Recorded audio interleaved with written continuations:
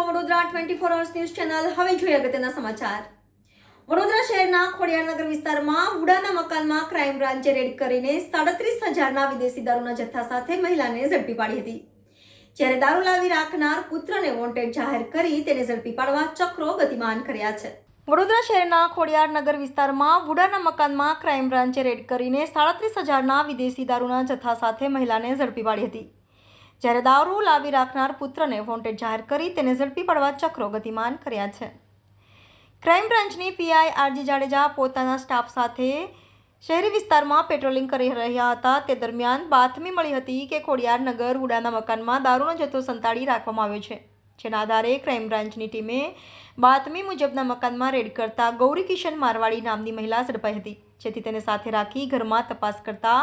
રૂપિયા 37,000નો વિદેશી દારૂનો જથ્થો ઝડપાયો હતો, જેથી ક્રાઇમ બ્રાન્ચે મહિલાની દારૂનો જથ્થો ક્યાંથી અને કોની પાસેથી લાવી હતી તેવી પૂછપરછ કરતા તેને વિદેશી દારૂનો જથ્થો તેનો પુત્ર દર્શન મારવાડીએ લાવી ઘરમાં રાખ્યો હોવાનું જણાવ્યું હતું, જેથી ક્રાઇમ બ્રાન્ચે વિદેશી દારૂના જથ્થા સાથે મહિલાની ધરપકડ કરી હતી, જ્યારે તેના પુત્રને વોન્ટેડ જાહેર કરી તેને ઝડપી પાડવાના ચક્રો ગતિમાન કર્યા છે।